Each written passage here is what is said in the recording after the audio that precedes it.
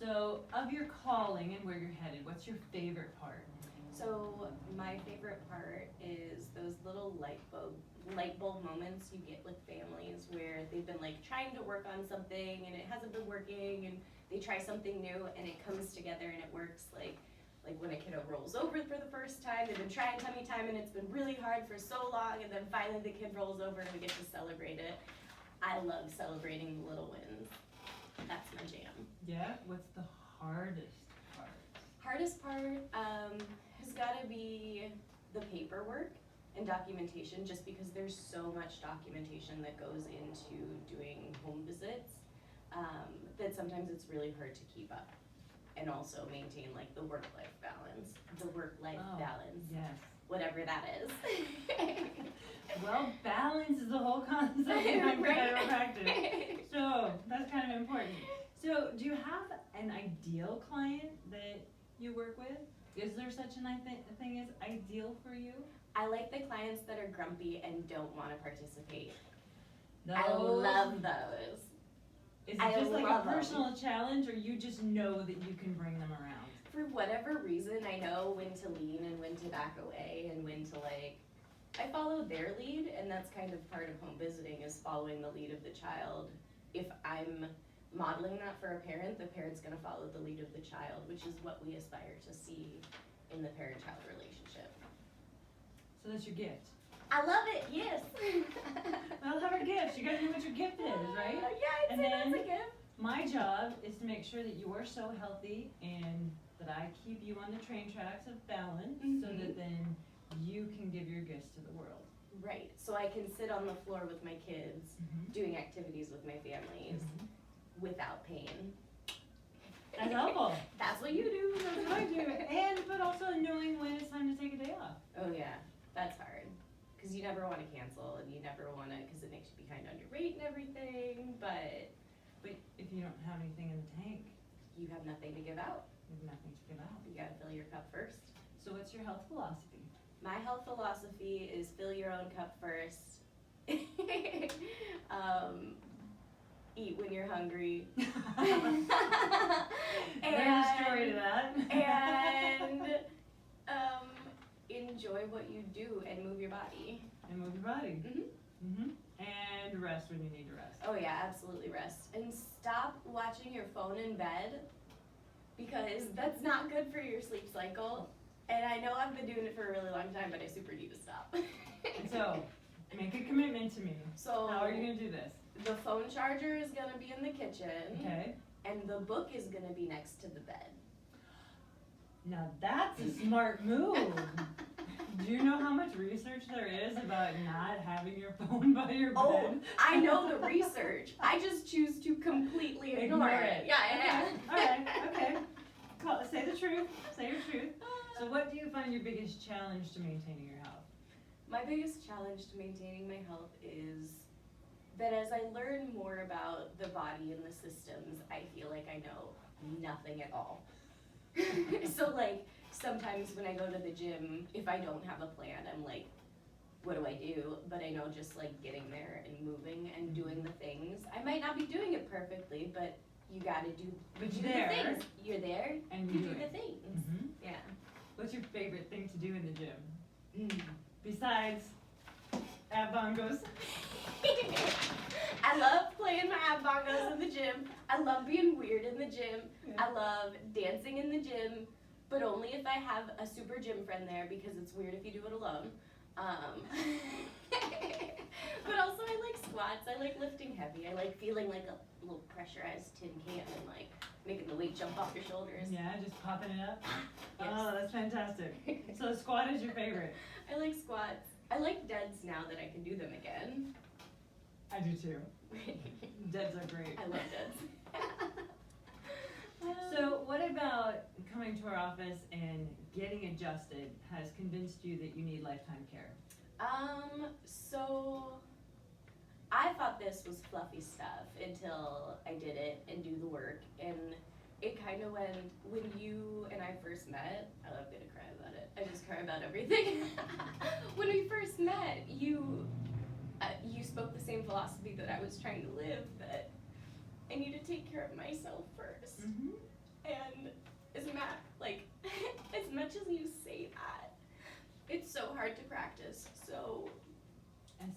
Especially in your field. Yes.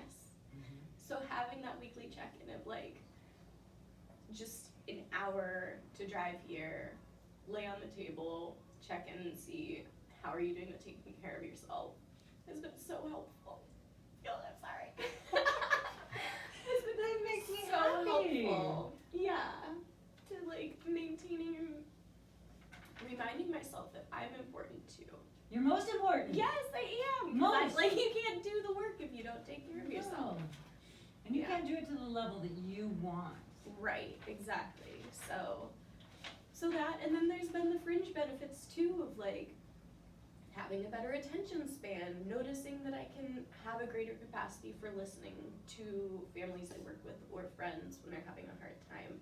I don't zone out when I'm in conversation. I'm still present with them, which is so important because when our bodies are stressed and we don't have a way to mitigate that stress, we aren't as present with people we love. Did you ever in a million years think that by getting adjusted it would increase your attention span? No, absolutely not.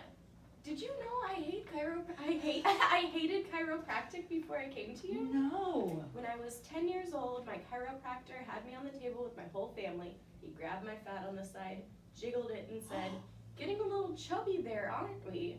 Which kind of started a lot of terrible habits.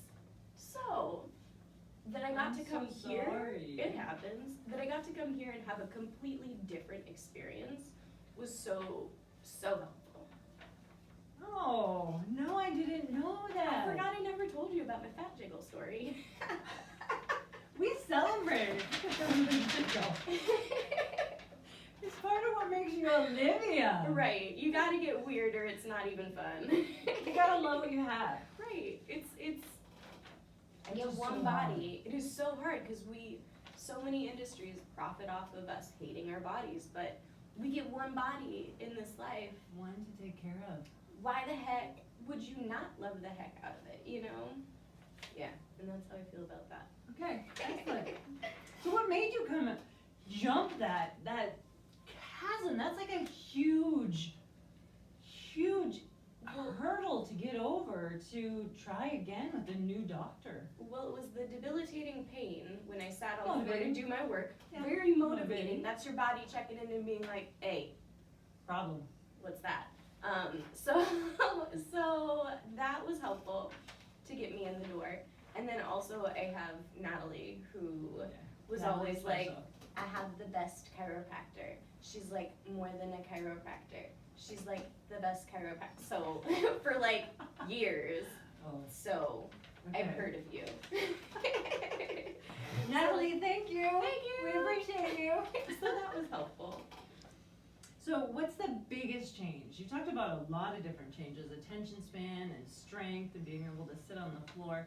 What is either the biggest one for you or the most life-changing or your favorite? Like, there's been a ton of changes. My favorite change has been learning new things, I guess. Like learning ways to take care of my spine. I don't know. I'll tell you my favorite change. What's your favorite change? When you came in, well, for starters, you were in pain. Yes. And most people, when they come in pain, there's a certain amount of guarding, like, I don't know what's wrong with me. Mm-hmm. I don't know if I'm dying. Maybe it's a tumor, right? 10 out of 10. And you're gonna touch me, and my body's gonna make this noise, and there's too many Steven Seagal movies, and maybe you're gonna paralyze me. Hasn't happened yet. Don't plan on starting. But that's a legitimate fear for many people, even people that I see now. They're like, I don't really like the neck crack thing. It's an adjustment. Your head's not rolling down the stairs. It's bad for business. Just gotta tell you. Right.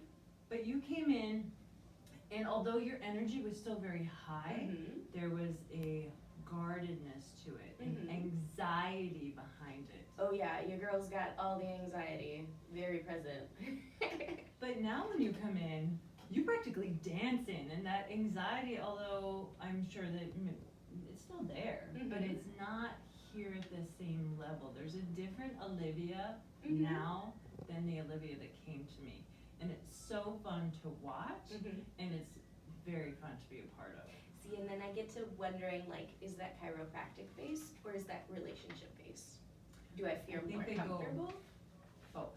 Yes, that's what I was think thinking. it's totally both, because I see when I'm adjusting people and we've started to develop a relationship, that trust starts, Mhm. the relationship starts. I have people that have been gone and coming and going for 20 years, Mhm. but they know I know their history, they know that I welcome them back, Mhm. and they know that together we'll help them get better. Mhm. But it is that trust. The trust is a huge component to being successful and getting adjusted. Absolutely. And maintaining your health and your balance. Yeah. I would agree with that. Do you want people to find you on social media? Or are you covert because of your field? So, because I'm working in the legal field right now, all of my profiles are on private. If anybody wants to reach out to ask me how chiropractic's been, my Instagram handle is at Olive Marie with 2 E's. I use that one the most. I'm not much on Facebook, or my email address if you want to put that down too. I'd be happy to provide that as well. And so let's talk about goal. What's your big goal? What are we working on now? What am I working on right now? I'm working on getting in school. Well, I got in school, but now I just have to figure out all the logistics of how do I get there? Am I taking my bike to the state? Like, I'm in a transition right now.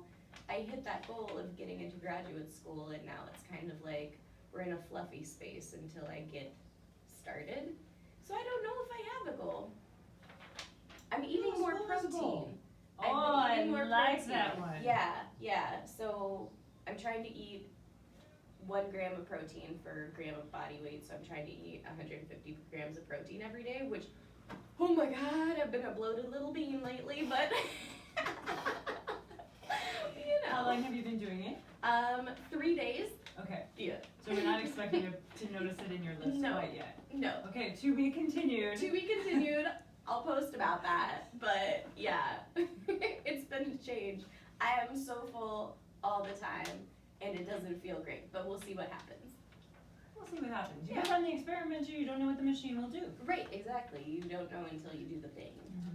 Like when you try chiropractic again. Like that one time I chiropractored. That's right. That's right. So this has been Olivia. She's one of our favorites. She dances in every Wednesday afternoon. And until we meet again, be well adjusted.